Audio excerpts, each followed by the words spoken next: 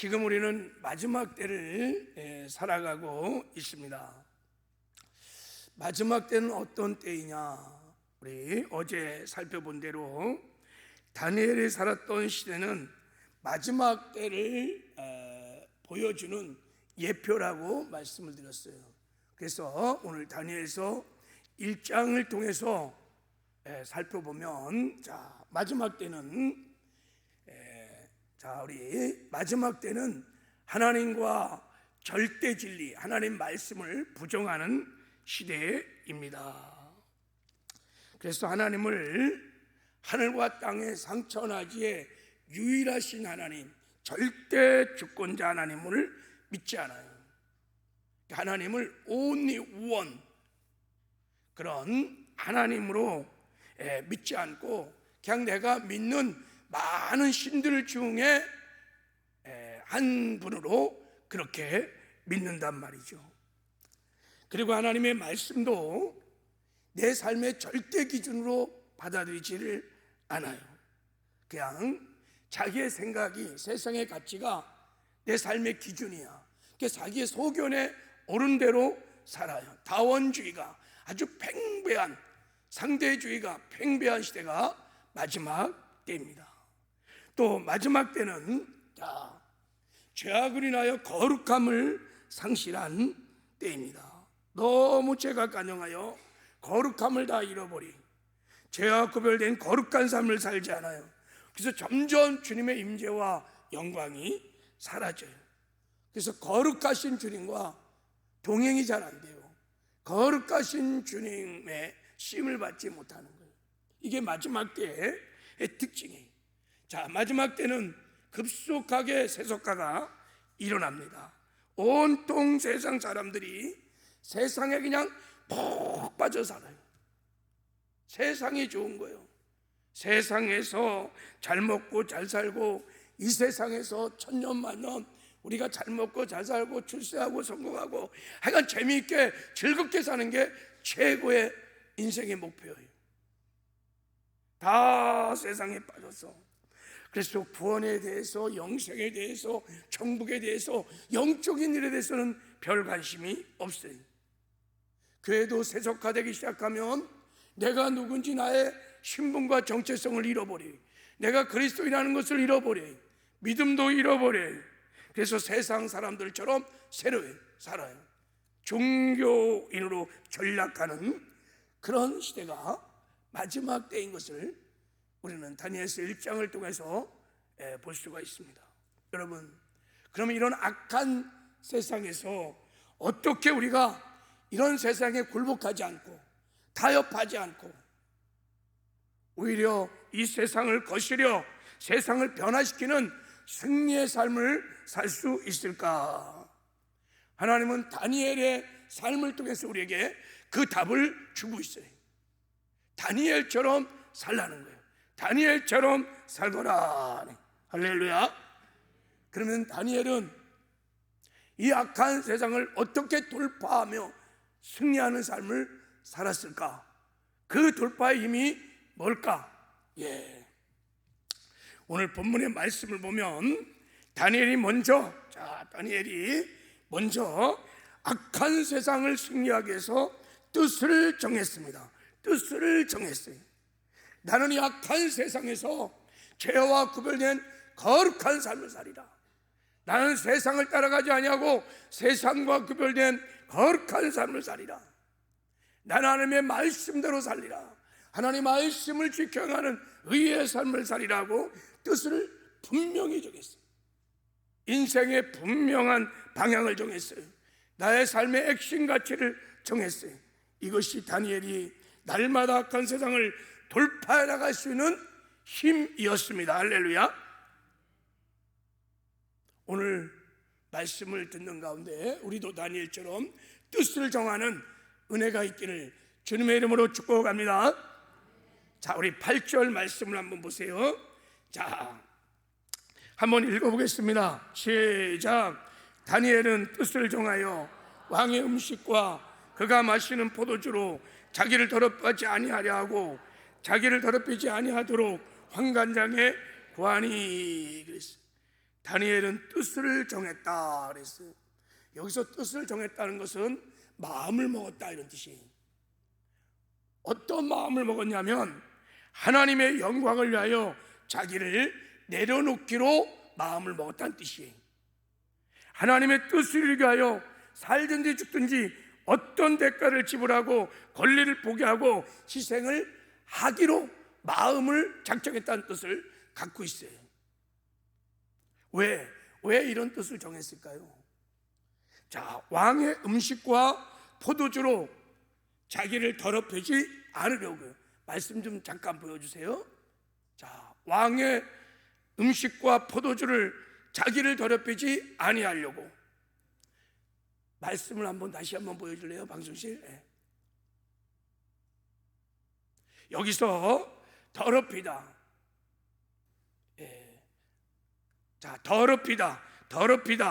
이것을 여러분 히브리어로 가알이라 그래요. 신을 모독하다 하는 뜻을 갖고 있어요. 그러니까 자기를 더럽히지 않겠다, 이런 것은 내가 하나님의 영광을 가리지 않겠다, 이런 의미를 포함하고 있는 거예요. 내가 하나님 말씀에 불순종하지 않겠다, 이런 뜻을 갖고 있어요. 이걸 뒤집어 보면, 반대로 말해보면 하나님의 영광을 드러내고 나타내는 나는 삶을 살겠다, 하나님의 말씀에 철저하게 순종하는 삶을 살겠다, 이런 고백인 것입니다. 그러면 왜 왕의 음식과 여러분 포도주를 먹는 것이 하나님의 영광을 가리고 하나님의 말씀에 불순종하는 것이 될까? 왕의 음식과 왕의 포도주는 당시에 하나님이 금하는 부정한 동물로 만든 음식들이 많았습니다. 유대인들은, 히브리인들은 우리가 잘 아는 대로 레위기 11장에 음식법이 있었습니다. 부정한 음식을 먹지 않아요. 하나님이 처음부터 음식법을 주셔서 그들을 구별시켰습니다. 왜요? 그들을 통해서 하나님의 영광이, 하나님의 나라가 나타나도록 먹는 것도 다 구별시켜놨습니다. 그래서 이런 부정한 음식을 먹는 것은 하나님 말씀에 불순종하는 얘기인 거예요. 게다가 이 음식들은 이방인의 간식대로 이방 신들에게 제사를 드린 음식들이 많았습니다. 그래서 이 음식을 먹는 것은 바벨론 신들에게 여러분 숭배하는 거요, 우상 숭배에 참여하는 것과 같은 것이므로 하나님의 영광을 가리는 것입니다. 그래서 다니엘은 뜻을 정한 거예요. 나는 하나님의 백성으로서 죽어도 왕의 음식을, 바벨론의 이 포도주를 마시지 않겠다 하는 거예요. 나는 이 세상과 이 죄와 구별된 거룩한 삶을 살아서 하나님께 영광을 돌리겠다는 거예요. 할렐루야. 이게 다니엘의 뜻을 정한 의미입니다. 여러분, 다니엘이 이런 결단을 하기가 쉽지 않을 거예요. 다니엘은 노예입니다. 포로입니다. 왕의 명령을 거부하는 것은 그냥 단칼에 날아갈 수 있는 굉장히 위험한 일입니다. 게다가 어린 다니엘에게 유혹도 있었을 거예요. 내가 이 정도는 하나님이 용서하겠지, 그까짓 거 술 한잔 또 고깃집 먹는다고 무슨 일이 있겠어? 로마에 가면 로마 사람처럼 살아야지, 적절하게 타협하면 절호의 지금 출세의 길이, 성공의 길이 활짝 열린 거 아니겠습니까? 타협만 하면 청와대에 그냥 그대로 들어갈 수 있는 자기의 출세의 문이 열린 그런 절호의 기회에 그냥 적절하게 타협하고 싶은 마음도 혹 있을 수 있었을 겁니다. 그런데 다니엘은 그렇게 하지 않았습니다. 내가 출세하지 않더라도, 내가 성공하지 않더라도, 내게 가진 모든 것을 잃어버린다 할지라도, 목숨까지 잃더라도 나는 하나님의 백성이기 때문에 마땅히, 당연히 고민할 것 없이 나는 죄와 구별된 거룩함을 살리라. 하나님의 말씀대로 살리라. 다른 이유가 없어요. 내가 하나님의 백성이기 때문에 나는 바벨론을 따라 살지 않을 것이다. 나는 하나님의 말씀도 살 것이다. 나는 거룩한 삶을 살 것이다. 신앙의 결단을 한 것입니다. 할렐루야. 여러분, 더 놀라운 것은 16살쯤 되는 어린 나이에 이 뜻을 다니엘이 정한 이후로 이제 다니엘서를 읽어보면 다니엘은 이 뜻을 정한 이후 많은 고난이, 많은 역경이 이 뜻을 정했기 때문에 밀려옵니다. 그러나 이 정한 뜻을 굽히지 않고 타협하지 않고 끝까지 지키며 살아갑니다. 마지막 생명을 다하는 그날까지 오늘 정한 이 뜻대로 실천하며 살아갑니다. 그래서 다니엘이 정말 하나님 앞에 그렇게 아름답고 복되고 형통한 삶을 살게 되었던 것입니다. 어린 다니엘이 포로로 끌려왔어요. 16살쯤 될 때에 바벨론 왕국에 여러분 공무원처럼 등극해서 그가 나중에는 바벨론 왕국의 국무총리가 됩니다. 그리고 정권이 바뀌고 왕이 4번씩이나 바뀌면서 페르시아 제국에서도 다니엘이 국무총리가 됩니다. 하나님이 그를 사용하십니다. 이스라엘 백성들을 다시 본토로 귀환시키는데 다니엘을 사용합니다. 다니엘 여러분 주 안에서 얼마나 아름다운 삶을 살았는지 몰라요.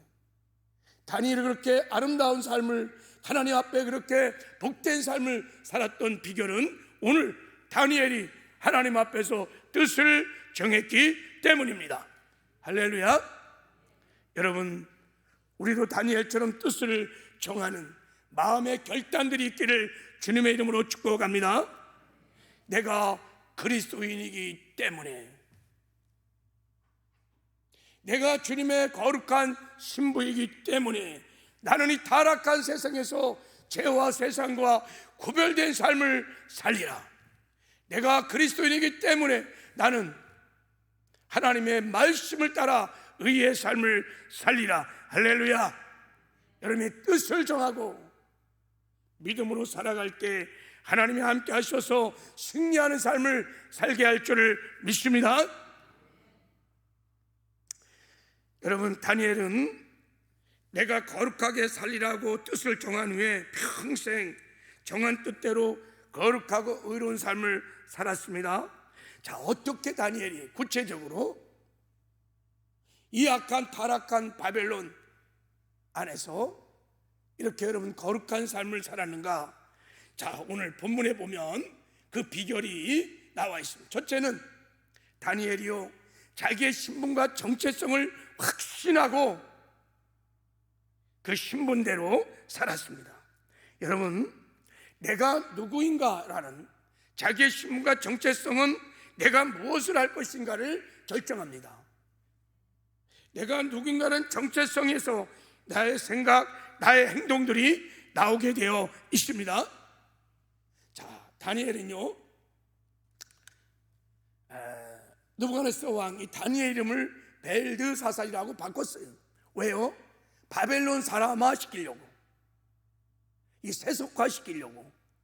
근데 바벨론에서 다니엘은 저 이름을 한 번도 사용해본 적이 없어요. 항상 여러분, 다니엘은 나 다니엘은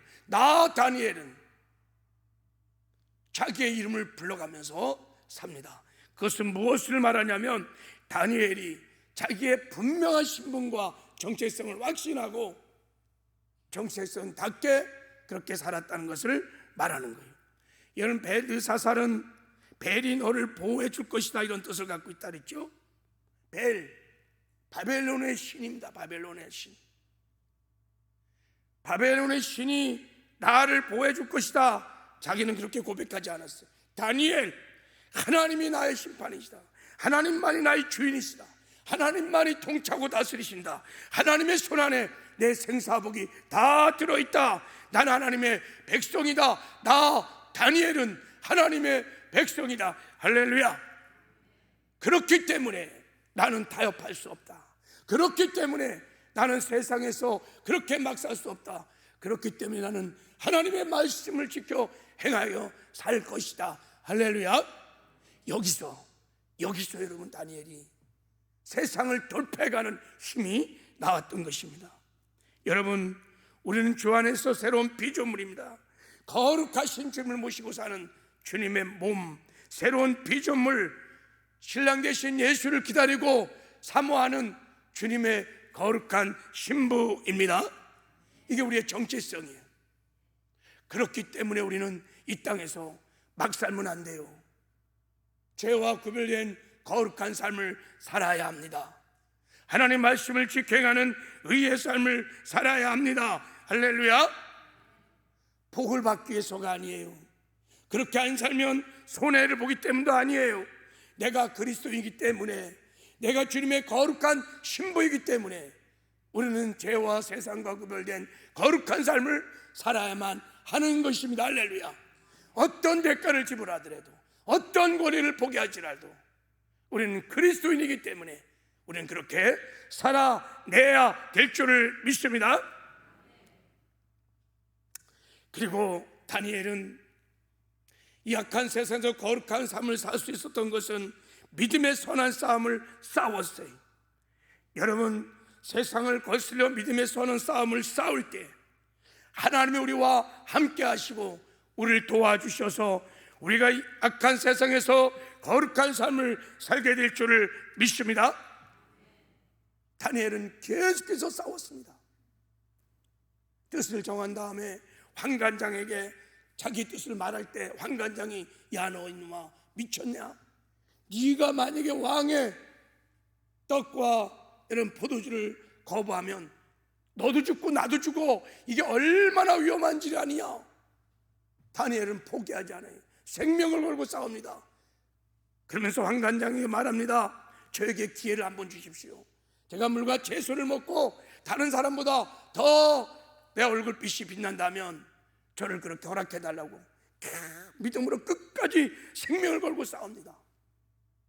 그렇게 싸워나갈 때 하나님이 함께 하셔서 하나님의 은혜로, 하나님의 능력으로 이기게 하셨습니다. 다니엘의 믿음 선한 싸움은 6장에서도 계속됩니다. 자, 우리 한번 이 말씀 한번 읽어보겠습니다. 시작.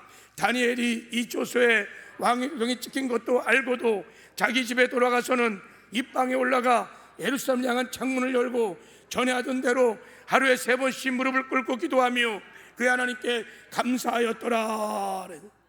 왕이 아닌 어떤 다른 대상에게 무엇인가에게 기도를 하면 다 사자굴에 집어넣는다는 왕의 조서가 전국에 선포됐을 때 다니엘은 왕의 조서가 임했다는 것을 알면서도 예루살렘을 향하여 창문을 열고 종전대로 했던 대로 무릎을 꿇고 하루에 3번씩 하나님께 감사하며 그 하나님께 기도하였습니다. 할렐루야.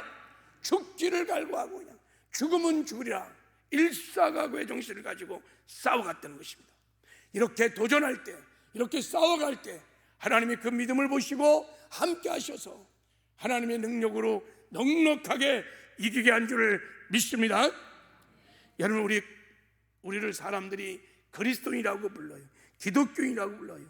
가톨릭에서는 개신교라고 부릅니다. 이 개신교라는 뜻은 영어로 프로테스탄트예요. 프로테스탄트라는 건 무슨 뜻이냐? 싸우는 자예요. 저항하는 자들이에요. 우리를 크리스찬이라고 하잖아요. 그 뜻이 뭐냐면 우리는 저항하는 사람, 싸우는 자는 거예요. 우리는 이 세상을 하여 타협하고 굴복한 사람이 아니라 거룩한 용기를 가지고 불의와 싸워 나가는 자들입니다. 할렐루야. 하나님 우리에게 말씀하십니다. 오직 너 하나님의 사람아, 믿음의 선한 싸움을 싸워서 영생을 취하라. 할렐루야. 우리가 싸우면 이길 수 있습니다. 승리하신 하나님이 우리와 함께 하시기 때문입니다. 그러면 반드시 우리는 주 안에서 거룩한 삶을 살 수 있습니다. 말씀을 지켜가는 의의 삶을 살 수 있는 줄 믿습니다. 그리고 다니엘은 악한 세상에서 거룩한 삶을 살았던 3번째 비결은 다니엘은 하나님의 절대 주권을 인정하는 절대 믿음을 가지고 싸웠습니다. 다니엘의 믿음은 하나님이 상천하지의 유일하신 하나님을 믿었습니다. 그 하나님은 살아계시며 지금도 세상에 통치하고 다스리시며 역사의 스로바퀴를 친히 돌리고 계시는 절대 주권자로 믿었습니다. 그분 손 안에 나의 생사복이 있음을 믿었습니다. 그분 손 안에 역사의 흥망성쇠가 있음을 믿었습니다. 할렐루야. 그분을 향한 절대 믿음을 다니엘은 갖고 있었어요. 다니엘이 악한 세상을 정면 돌파하고 나갈 수 있던 힘은 하나님의 절대 주권을 인정하는 믿음을 가졌기 때문인 것입니다. 할렐루야. 우리도 다니엘이 가졌던 이 절대 믿음을 갖는 은혜가 있기를 주님의 이름으로 축복합니다. 우리가 이 시간 거룩하고 의롭게 살려고 뜻을 정하고 믿음으로 살면 하나님이 반드시 우리와 함께 하시고 그리고 마침내 복을 주십니다. 다니엘이 이렇게 악한 세상에서 그 바벨론의 제국 안에서 뜻을 정하여 거룩한 삶을 살 때 하나님이 다니엘과 함께 하시면서 놀라운 은혜를 베풀어 주셨습니다. 첫 번째는 다니엘을 만나는 사람들마다 호의와 동정을 받게 했습니다.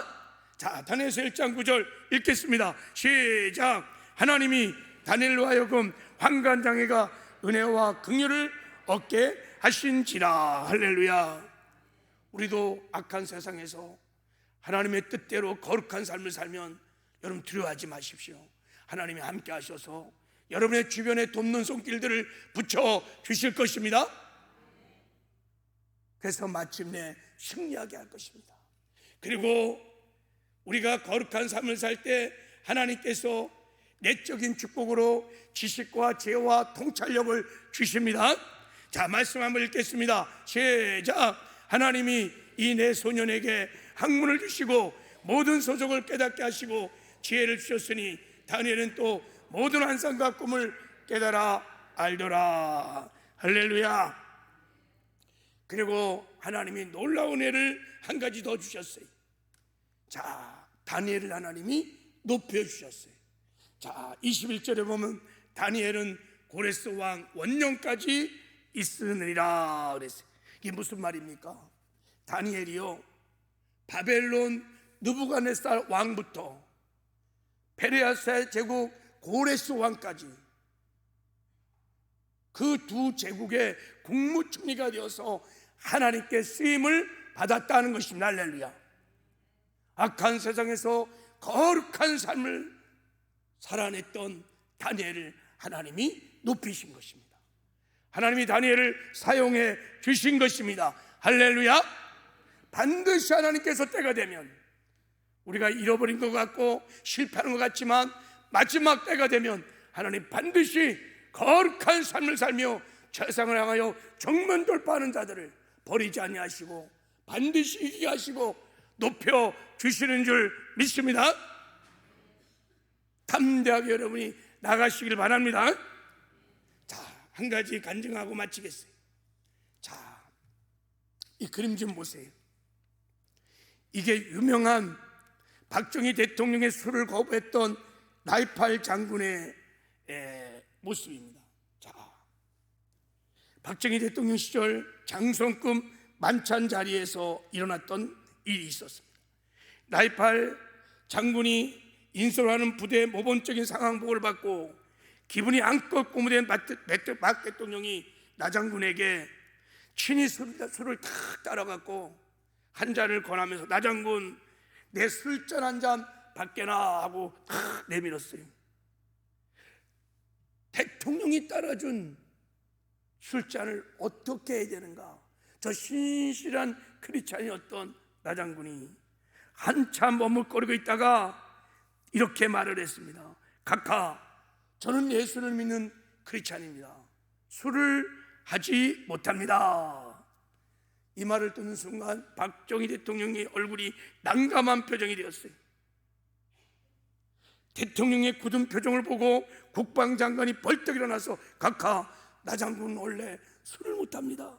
그 잔을 제가 받겠습니다 하고 잔을 뺐다 싶어요 단숨에 원샷을 하고 말았어요. 대통령의 체면이 말이 않았어요. 그 위기의 순간을 국방장관 기지로 일단 넘어갔지만 만찬 분위기는 찬물을 끼얹은 지 그냥 썰렁해져. 그런데요, 박정희 대통령이 만찬을 끝나고 자리에서 일어나 대통령에게 의기소침했던 나 장군에 다가가서 네가 진짜 기독교인이구나, 그리고 나갔다고 합니다. 아마 당시 박정희 대통령의 공식 만찬 석상에서 축배를 거절을 당한 예는 아마도 이때 외에는 전무후무한 일이었다고 합니다. 한편 이날 만찬이 끝났을 때 박종교 경호실장이 나이팔 장군에게 다가와서 이렇게 말했습니다. 해도 너무한 거 아닙니까? 꼭 그렇게 각하에게 망신을 줘야 합니까? 국군의 통수권자여 일국의 대통령께서 선수 축하에 술잔을 권하며 정중히 받아야 해야 되는 거 아닙니까? 하고 화를 벌컥 내. 대통령이 떠난 후에 선배 장군들이 나정을 찾아와서 군 통수권자 앞에 너무 경솔했다. 이 사람아, 별을 하나 더 달 수 있는 하늘이 준 8년 만에 찾아온 기회인데 왜 그렇게 미련질 했나? 내일 일찍 책상 정리나 하게나. 사단장 관사로 돌아온 나 장군은 정작 매우 불안해야 될 자신의 마음이 한없이 평안하는 것을 느꼈습니다. 내가 과연 이런 신앙에 대한 용기가 어디서 나왔을까? 내일 당장 청와대에서 어떤 책벌이 떨어진다 해도 괴념치 않겠다. 내가 하나님을 믿으니 하나님께서 나의 앞날을 책임져 주시겠지. 내가 육사를 접할 때 중대장께서 너 장교가 되고, 그리고 네가 출세하려면 술을 먹어야 한다. 네가 술을 먹지 않고는 네가 앞으로 출세하지 못할 거다. 그렇게 말했지만 나는 이렇게 장군까지 진급시켜 준 것은 바로 하나님이 하셨다. 하나님이 나와 함께 하신다는 증거가 아니겠나 자유하면서 나 장군은 그날 밤을 잤습니다. 다음 날 이제 군복을 벗을 것이라고 마음을 비우고 있었던 나 장군은 아침이 되어 책상 정리를 잘 끝내고 상부의 명령만 기다리고 있었어요. 그런데 놀라운 일이 벌어졌어요. 문책은 하지 않고 오히려 별을 하나 더 다는 소장으로 진급을 받고 육군본부 작전참모 부장으로 영전되는 놀라운 기적이 일어났습니다. 그때 박정희 대통령이 이렇게 말했답니다. 일국의 국가 원수가 친히 권하는 축하의 술잔도 기독교인이라는 이유로 거절한 위대의 정군 나이팔 장군이야말로 육군본부의 작전참모 부장으로 마땅히 세워질 만하다 하면서 칭찬을 했다고 말합니다. 할렐루야. 여러분, 우리가 간 세상에 거룩함과 믿음으로 정면 돌파하고 나가면 하나님 반드시 우리를 붙들어 주십니다. 함께 하십니다. 마침내 이기는 여호와 니스의 승리를 주실 줄을 믿습니다. 자, 이 시간에 이제 우리 약속의 말씀 붙들고 기도할 때 여러분이 기도하시고, 하나님, 내가 약한 사람에게 굴복하지 않겠습니다. 타협하지 않겠습니다. 세상에는 승리의 삶을 살겠습니다. 그리고 결단하겠습니다. 죄와 구별된 거룩한 삶을 살겠어요. 하나님 말씀을 지켜가는 의의 삶을 살겠습니다. 하나님 저를 도와 주시옵소서. 주의 성령으로 저를 충만케 해달라고 우리 말씀을 붙들고 능력 기도를 하도록 하겠습니다. 자, 이제부터 우리 주여 삼창하고 통성으로 같이 기도하겠습니다.